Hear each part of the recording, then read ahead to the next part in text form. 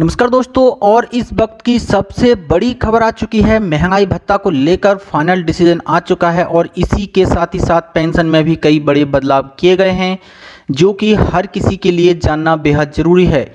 महंगाई भत्ता और पेंशन को लेकर बहुत ही बड़ी खबर है जो कि सभी केंद्रीय कर्मचारियों और राज्य कर्मचारियों और पेंशनरों को जानना बेहद ज़रूरी है। इससे पहले आपको बहुत ही बड़ी खबर बता दें जो कि हर भारतीय के लिए जानना बेहद ज़रूरी है।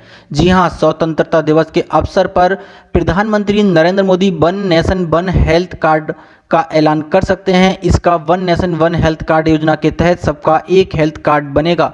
योजना के तहत किए जाने वाले इलाज और टेस्ट का रिकॉर्ड रखा जाएगा। इससे संबंधित पूरी जानकारी कार्ड में डिजिटल तरीके से सेव हो जाएगी। इसकी सबसे खास बात यह होगी कि अगर आप देश के किसी भी कोने में इलाज कराने जाएंगे तो पुरानी रिपोर्ट्स को साथ नहीं ले जाना पड़ेगा, बल्कि डॉक्टर यूनिक आईडी के जरिए मेडिकल रिकॉर्ड खुद ही देख लेंगे। प्रत्येक नागरिक का सिंगल यूनिक आईडी जारी किया जाएगा। यूनिक आईडी यह लॉगिन होगा। योजना फेज वाइज तरीके से लागू हो सकती है। इसके लिए क्लिनिक, अस्पताल और डॉक्टर एक सेंट्रल सर्वर से लिंक करेंगे। योजना के पहले चरण का बजट 500 करोड़ का रखा गया है। हेल्थ कार्ड आधार कार्ड के आधार पर बनेगा। हालांकि इसके लिए किसी भी नागरिक को बाध्य नहीं किया जाएगा। इस योजना का लाभ उठाना पूरी तरह वैकल्पिक होगा, यानी नागरिक अपनी मर्जी से इसे बना सकते हैं। यह अनिवार्य नहीं है। मालूम हो कि नागरिकों की व्यक्तिगत जानकारी गोपनीय रखी जाएगी। इससे पहले मोदी सरकार ने one nation one ration card भी लागू किया था। इसके तहत राशन कार्ड का लाभ देश के सभी किसी भी कोने में उठाया जा सकेगा। वित्त मंत्री निर्मला सीतारमण ने आर्थिक पैकेज की घोषणा करते समय इसका जिक्र किया था। मोदी सरकार की इस योजना से 67 करोड़ लोगों को फायदा मिलेगा। साथ ही बढ़ते हैं आज की एक और बड़ी खबर की ओर। उच्चतम स्तर से फिसला सोना, वायदा कीमतों में भी भारी गिरावट, चांदी भी हुई सस्ती।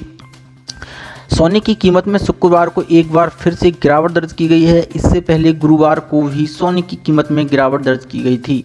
सोने के साथ साथ चांदी की कीमत में भी भारी गिरावट आई है। हालांकि शाम होते होते सोने की कीमत में मामूली सुधार हुआ। वहीं शुक्रवार को बाजार खुलते ही सोने की कीमत में गिरावट आई, वहीं चांदी की कीमत भी धड़ाम हो गया।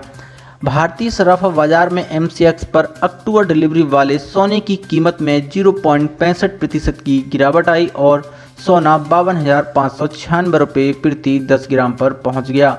वहीं सितंबर डिलीवरी वाले चांदी की कीमत में 1% की गिरावट आई और चांदी 1% नीचे गिरकर 70,345 रुपये प्रति किलोग्राम पर पहुंच गई। आपको बता दें कि सोना पिछले हफ्ते 56,000 रुपये प्रति 10 ग्राम पर पहुंच गया था। सोना एक हफ्ते में 2,000 रुपये तक नीचे लुढ़क गया है। वैश्विक स्तर पर कमजोर रुख और प्रतिभोगियों के सौदे घटाने से सोना के साथ साथ चांदी की कीमत में भी लगातार गिरावट का सिलसिला शुक्रवार को भी जारी रहा।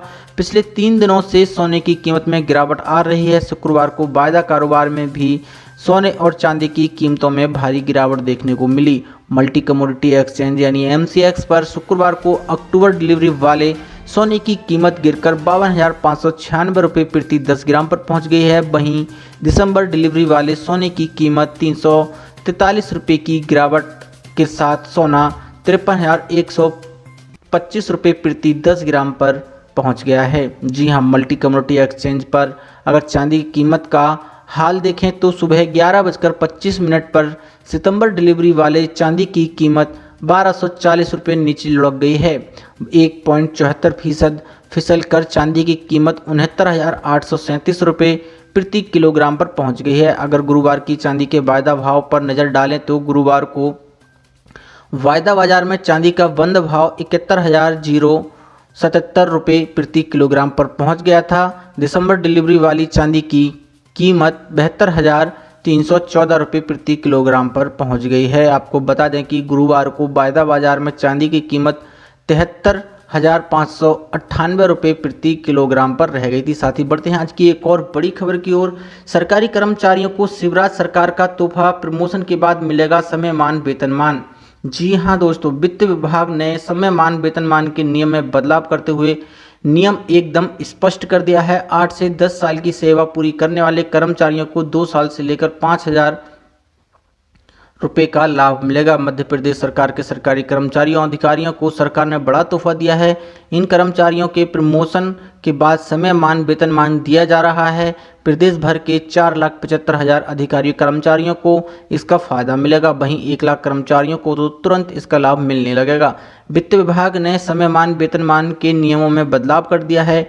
अब तक पुराने नियमों के हिसाब से कर्मचारियों की पदोन्नति हो जाती थी, तो उन्हें आगे किस तरह से लाभ दिया जाएगा यह स्पष्ट नहीं था, लेकिन नए नियमों में यह स्पष्ट कर दिया गया है कि प्रमोशन के बाद समयमान वेतनमान का क्या तरीका होगा। यह व्यवस्था तत्काल प्रभाव से लागू कर दी गई है। 1 लाख से ज़्यादा अधिकारी कर्मचारियों को तुरंत इसका फायदा मिलने लगेगा।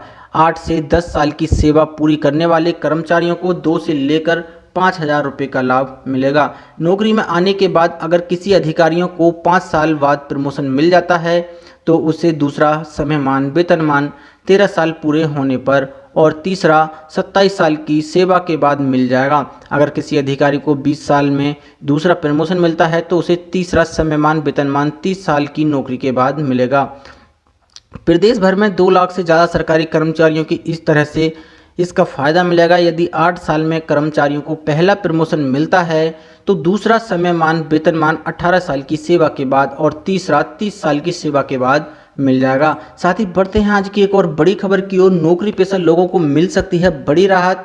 अब इतनी हो सकती है ग्रेजुटी की टाइम लिमिट। जी हां, कोरोना काल में कई लोगों की नौकरी पर संकट खड़ा हो गया है। इसके साथ ही आजकल निजी क्षेत्र के कर्मचारी ग्रोथ के लिए जल्द से जल्द नौकरी बदल लेते हैं। फिलहाल ग्रेजुटी पाने के लिए किसी कंपनी में 5 साल काम करना जरूरी है, लेकिन अब यह नियम बदल सकता है। कहा जा रहा है कि कम वक्त की नौकरी पर भी ग्रेजुटी दी जा सकती है। सरकारी अधिकारियों का कहना है कि लंबे समय से ग्रेजुटी की टाइम लिमिट को कम करने की मांग की जा रही है। सरकार ने भी इस पर विचार करना शुरू कर दिया है। श्रम मामलों की संसदीय स्थायी समिति ने टाइम लिमिट को कम करने का सुझाव दिया है। सरकार ने नए सोशल सिक्योरिटी कोड पर काम कर रही है, जिसमें इसे शामिल किया जा सकता है। जानकारों का कहना है कि ग्रेजुटी के लिए 5 साल इसलिए तय किए गए थे ताकि लॉन्ग टर्म वर्क कल्चर को प्रमोट किया जा सके, लेकिन अब माहौल में काफ़ी बदलाव आ गया है और असुरक्षा की भी भावना में इजाफा हो रहा है।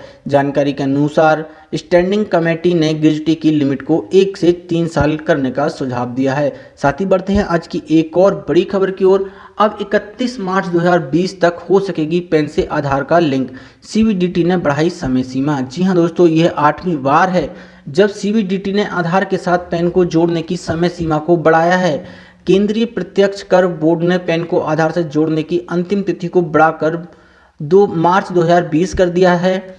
इससे पहले ये तारीख मंगलवार 31 दिसंबर 2019 थी। पिछले साल सितंबर में उच्चतम न्यायालय ने केंद्र सरकार की ओर आधार को संवैधानिक रूप करार दिया था। जी हां, आयकर कानून धारा 139A(2) में कहा गया है कि हर व्यक्ति जिसके पास 1 जुलाई 2017 को पैन कार्ड था और जो आधार प्राप्त करने का पात्र है उसे अपना आधार नंबर कर अधिकारियों को देना अनिवार्य है। सीबीडीटी ने अपने ट्वीट में लिखा, आयकर अधिनियम 1961 की धारा 139A की उप धारा 2 के तहत पैन को आधार के साथ जोड़ने की अंतिम तिथि 1 दिसंबर 2019 से बढ़ाकर 31 सितंबर 2020 की गई है। तो जिसका भी अभी आधार कार्ड पैन कार्ड से लिंक नहीं है तो वो लोग अपना आधार से पैन कार्ड लिंक करा सकते हैं। साथ ही बढ़ते हैं आज की एक और बड़ी खबर की ओर। केंद्रीय कर्मचारियों के लिए मोदी सरकार ने लिया ये अहम फैसला। जी हां दोस्तों, केंद्र सरकार ने केंद्रीय कर्मचारियों के लिए बड़ा फैसला लिया है।